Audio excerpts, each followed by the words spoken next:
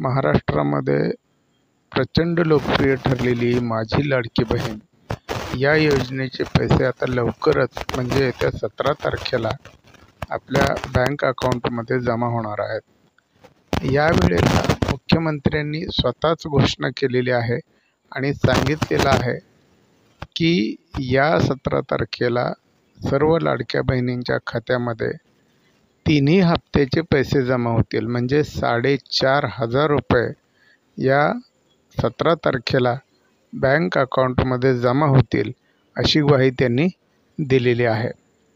आता एका कुटुंबामध्ये पात्र 2 महिला धरल्या जाणार आहेत, तर त्या 2 महिलांचे प्रत्येकी 1,500 मिळून 3,000 रुपये होतात। तर एका महिलेचे 3 हप्त्याचे 4,500 म्हणजेच 2 महिलांचे 9,000 रुपये येत्या 17 तारखेला बँक खात्यामध्ये जमा होणार आहेत। या योजनेसाठी अनेक गोष्टी घडलेल्या आहेत। आपण जाणतोच की या योजनेमध्ये अडथळे आणण्याचा प्रयत्न झाला, योजना सक्सेस होऊ दिली जाणार नाही अशा पद्धतीची वक्तव्य करण्यात आली।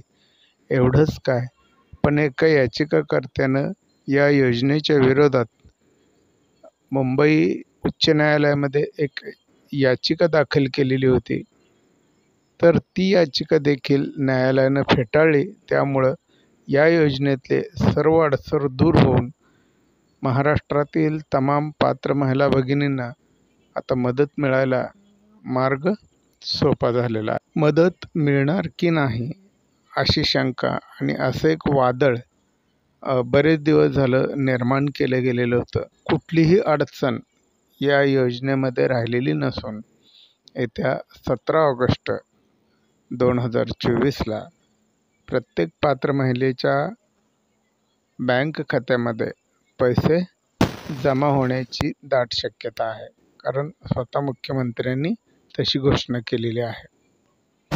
या योजनेमध्ये जी रक्कम मिळणार आहे कुठल्याही स्वरूपामध्ये रोख कॅश दिली जाणार नाही। पडताळणीचं काम, अर्ज पडताळणीचं काम जवळपास पूर्ण झालेलं असून आता पैसे यायला सुरुवात व्हायला काहीही अडचण राहिलेली नाही। बऱ्याच परिश्रमातून महिलांनी कागदपत्र जमा केली।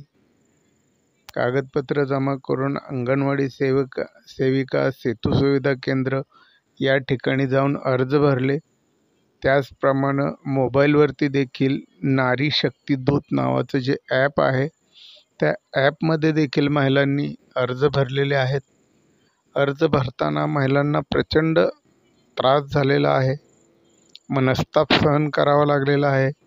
कधी ॲप बंद पडायचं, कधी अंगणवाडी सेविकांकडे पुरेशी माहिती नसायची। पण आता या त्रासातून या कष्टाचं चीज होऊन एक गोड फळ त्यांना नक्की मिळणार आहे आणि त्याप्रमाणे त्यांच्या बँक खात्यामध्ये पैसे आल्यानंतर हा खऱ्या अर्थानं त्यांच्यासाठी एक आनंदोत्सव असेल। बघूया येत्या 17 तारखेला काय घडतंय ते। तोपर्यंत धन्यवाद, नमस्कार।